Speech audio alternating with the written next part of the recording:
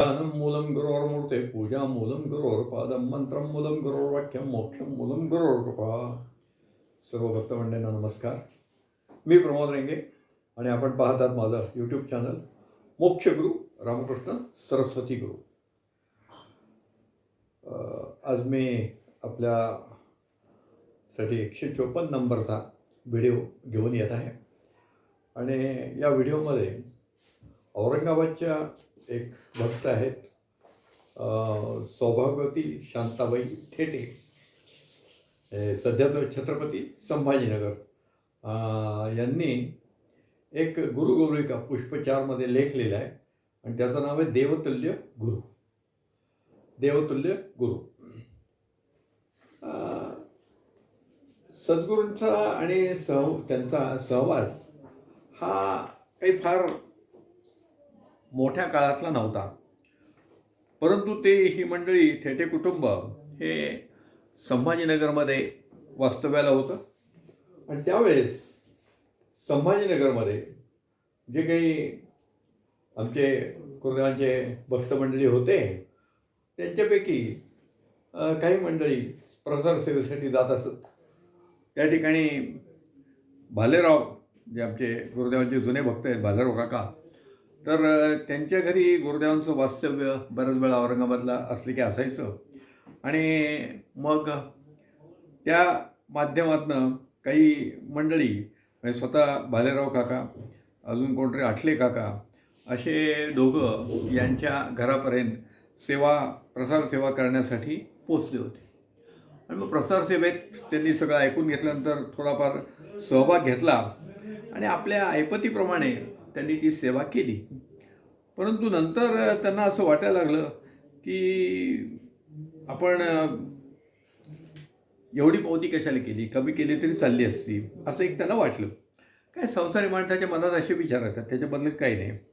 पण त्यानंतर मात्र जेव्हा त्या गुरु सहवासात आल्या तेव्हा असं वाटायला लागलं आपण त्या मनात आपल्याला विचार आला, हीच फार मोठी चूक झाली. बघा इथं काय होतंय, हा एक त्यांनी पश्चात्ताप, वास्तविक पाहता हे जे त्यांच्या मनातल्या भावना होत्या त्या काही सद्गुरूंपर्यंत पोचल्या होत्या का? नव्हत्या पोचल्या. पण सद्गुरू हे अंतर्यामी आहेत. तुमच्या मनात काय विचार येतील ह्याची जाण त्यावेळी देखील या शांताताईंना असल्यामुळे त्यांनी गुरुदेवांची माफी मागितली आणि ती एक खंत त्यांच्या मनात राहिली. पुढे गुरुदेव बऱ्याच वेळा औरंगाबादल्यानंतर मी सांगितलं भालराव काकांच्याकडे ज्यांचं वास्तव्य होतं, तर त्यावेळेस हे कुटुंब, थेटे कुटुंब, सर्वच्या सर्व सेवेला येत असत.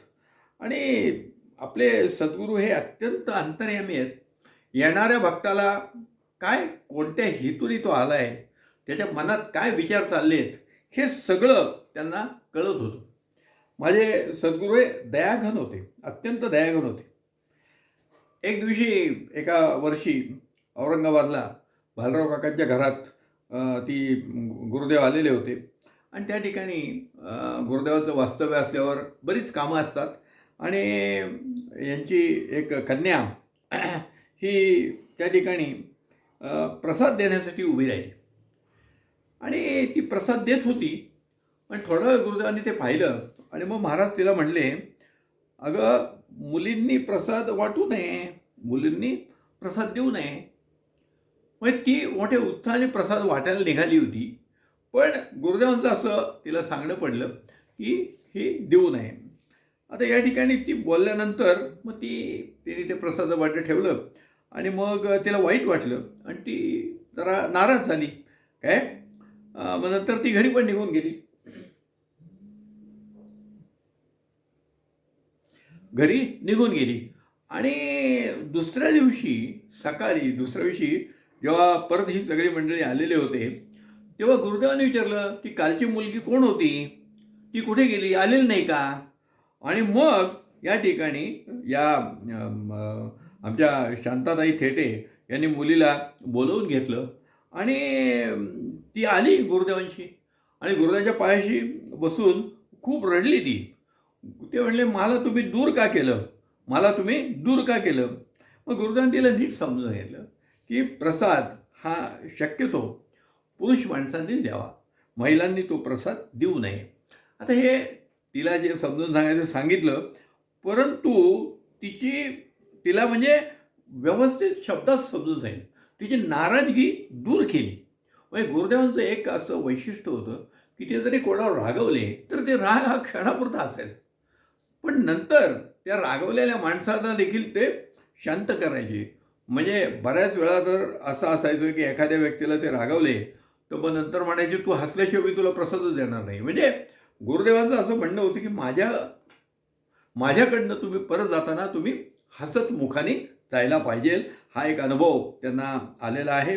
माझे गुरुदेव अत्यंत दयावान असल्यामुळे तिला जरी आज प्रसाद देऊ नको सांगितलं, तर दुसऱ्या दिवशी तिला ते सगळं समजून सांगितलं. काय होतं गुरुदेव आमचे अंतर्यामी आहेत. अंतर्यामी म्हणजे कसे आहेत, की हे थेटे बहिणींनीच लिहिलेलं आहे, की जेव्हा बालराव काकांकडे वगैरे गुरुदेव असायचे किंवा प्रसाद सेवेला आम्ही जायचो, तेव्हा घरातली कामं उरकायची, तिथं जायचं आहे. सगळी बायका माणसांची धावपळ होते आणि मग धावपळ होत असताना काय होते, की हे राहिलं, ते राहिलं आणि मग साधारणपणे आता मला एक सवय आहे, की एकटा घरात असताना जेव्हा कुलूप लावतो, तेव्हा सगळं बघा, लाईट बंद आहे, पाणी बंद आहे, अमकं आहे, तमकं आहे आणि मग ते परत दार लावल्यानंतर जरा ओढून बघा. पक्कं लागलं तर काय का चुकून आपण किल्ली फिरवली, कुलूप लागलंच नाही. असं एक खात्री करायची असते आणि तसं या शांताताईंना ती सवय होती आणि मग ते तिने 2-3 वेळा ओढून बघितलं कुलूप. त्यावेळेस त्यांची मुलगी सहज थट्टेने म्हणली, की "अगं आपले गुरुदेव लक्ष ठेवतील की. चल लवकर, तू कशाला काळजी करते?" आणि हे या दोघी औरंगाबादला त्या बालराव काकाच्या घरात आल्या आणि काहीतरी गुरुदेव जेव्हा काहीतरी उपदेश करत होते, त्यावेळेस त्यांनी सहज सांगितलं, की काही लोकं तर मला घराकडे लक्ष ठेवायला सांगतात. मला घराकडे लक्षही ठेवायला सांगतात. म्हणजे हा जो काही हा मनात त्या मुलीचा विचार आला होता, टेटे काकूंच्या मुलीच्या, तर तो काही गुरुदेवांना सांगितला होता का तिने? नाही. पण आपोआप कळलं होतं. म्हणजे एखाद्या समोरच्या माणसाच्या मनात काय विचार आला आहे, ते जाणून ते बोलून दाखवत असत. त्या व्यक्तीला बोलत होते असं नाही, पण जनरल बोललं, की त्या व्यक्तीला कळत होतं. म्हणजे ह्याला आपण काय म्हणतो अंतर्यामी. समोरच्या माणसाच्या मनातले विचार कळणं ह्याला अंतर्यामी म्हणतात. दुसरं मी नेहमीच सांगतो आपल्याला, की ते अनंत कोटी ब्रह्मांड नायक आहेत आणि आपण जेवढी माणसं आहोत तेवढी ब्रह्मांड आहेत असं जर कल्पना केली, तर आपल्या सगळ्यांच्या मनाचे मालक आहेत ते. तुमच्या मनाच्या कोपऱ्यात काय विचार चालला आहे हे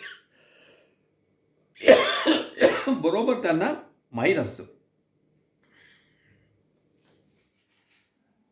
हा जो एक अनुभव आहे हे अजून एक त्यांचा एक फार चांगला अनुभव आहे, की सद्गुरू किती दयाळू आहेत आणि समोरच्या माणसांच्या मनातल्या भावना ते जाणतात. हे सद्गुरूंचा जो हा गुण आहे, या गुणाशी एक अनुभव आहे, की गुरुदेव मला वाटतं 98-99 साली अ, त्याची प्रकृती बरी नव्हती. लीलावती हॉस्पिटलमध्ये त्यांना काही दिवस दाखल केलं होतं आणि लीलावती हॉस्पिटलमधनं त्यांना स्वास्थ्यासाठी आणि हवापालटासाठी महाबळेश्वरात आपण नेलेलं होतं आणि महाबळेश्वरला गुरुदेव गेलेत. गुरुदेवांची तब्येत ठीक नाही आहे. त्यामुळे अधूनमधून बरेच भक्त तिथं सेवेला पण जात होते आणि दर्शनाला पण जात होते आणि मग अशाच पद्धतीने श्री हे थेटे कुटुंब आणि त्याचं कुटुंब सगळं महाबळेश्वरला त्या ठिकाणी दर्शनाकरता गेले.